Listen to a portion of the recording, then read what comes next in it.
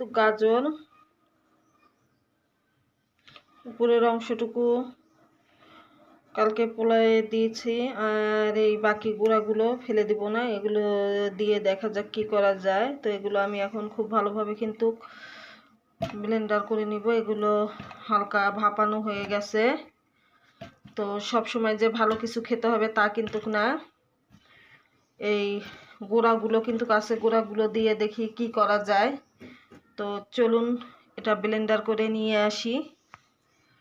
কিন্তু ব্লেন্ডার হয়ে গেছে, একদম মিহি হয়ে গেছে। তো এটা দিয়ে এখন আমি একটা হালুয়া তৈরি করব। যাদের দাঁত নেই তারা খুব সুন্দরভাবে কিন্তু এই হালুয়াটা খেতে পারবে, আর অনেক মজা হবে। তো আমাদের ঘরে যা যা আছে উপকরণ তাই দিয়ে আমি এই হালুয়াটা করে নিব কিন্তু এখন। তো পুরো ভিডিওটার সাথেই থাকবেন এবং দেখে একটু সুন্দর গঠনমূলক কমেন্ট করার চেষ্টা করবেন। তো চলুন সবাই চুলায় চলে যাই। আর কি করার, শীতের সময় তো গাজরের হালুয়াটা খেতেই হবে, যেহেতু শীতের সময় গাজরটা পাওয়া যায় আর প্রচুর পরিমাণে ভিটামিনে ভরপুর গাজরে।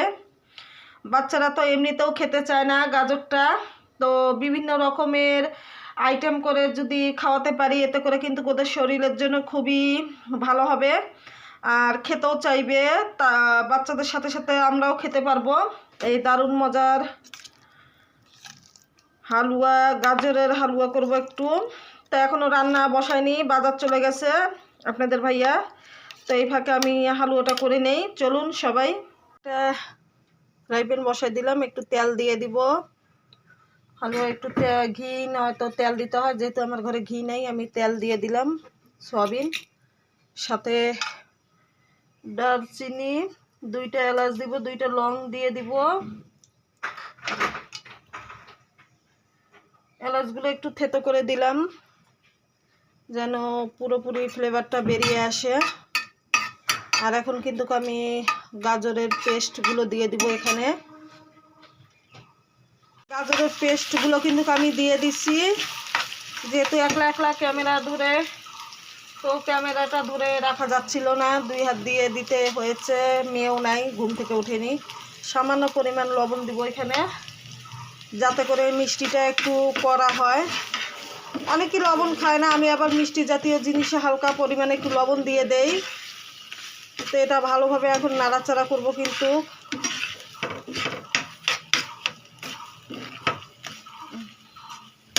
পরিমাণ মতো একটু চিনি দিয়ে দিব,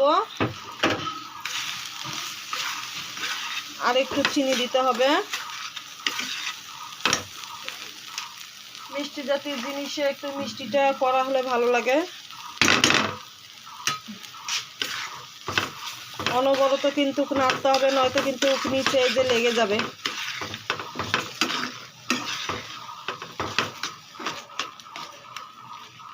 দেব গুঁড়ো দুধ,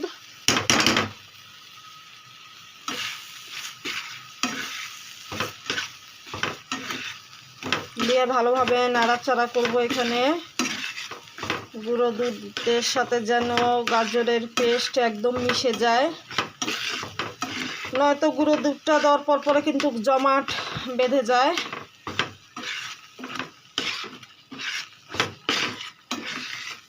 খুব ভালোভাবে নাড়তে হবে কিন্তু। এখানে অনবরত নাড়তে হবে। বাজারও চলে আসলো অলরেডি, বাজারগুলো তুলতে হবে এখন। আর এক চুলায় ভাত বসিয়ে দিব, আর এদিকে দেখি কি রান্না করা যায়। খুব ভালোভাবে নাড়াচাড়া করে নিচ্ছি কিন্তু, কারণ আমরা যারা যারা পেজে কাজ করতেছি মনোযোগ দিয়ে কাজটা চালিয়ে যাব। এখনও ফেসবুকের আপডেট চলতেছে। আমাদের পেজে যদি কোনো সমস্যা না থাকে তো ইনশাল্লাহ আমরা সবগুলো সেটআপ পেয়ে যাব। যেহেতু আমরা কষ্ট করতেছি, কষ্ট কোনো দিন বিফলে যায় না। তো অবশ্যই আমরা সবাই একটু মনোযোগ দিয়ে কাজটা করব, আর সবাইকে প্রচুর পরিমাণে ভালোবাসাটা দেব কিন্তু। তো এখানে আমার হালুয়াটাও কিন্তু হওয়ার পথে যাচ্ছে, আর অল্প একটু করে নামিয়ে ফেলবো। তো কেমন হয়েছে আমার আজকের গাজরের হালুয়াটা অবশ্যই সবাই একটু জানাবেন। একটু খেজুরের গুড় দিয়ে দিব, যেন খেতে আরো মজা লাগে। তাই একটু খেজুরের গুড় আমি দিয়ে দিলাম। খেজুরের গুড়টা ভালোভাবে মিশে গেলে কিন্তু আমি নামিয়ে ফেলবো হালুয়াটা। তো কেমন হলো আজকের আমার এই গাজরের হালুয়া, অবশ্যই সবাই একটু কমেন্টে জানাবেন। মিষ্টিটা কিন্তু খুব সুন্দর হয়েছে, খেতেও কিন্তু দারুণ মজা হয়েছে। তো আর বেশি ভিডিও বাড়াবো না, আজকের মতো বিদায় নিব, টাটা।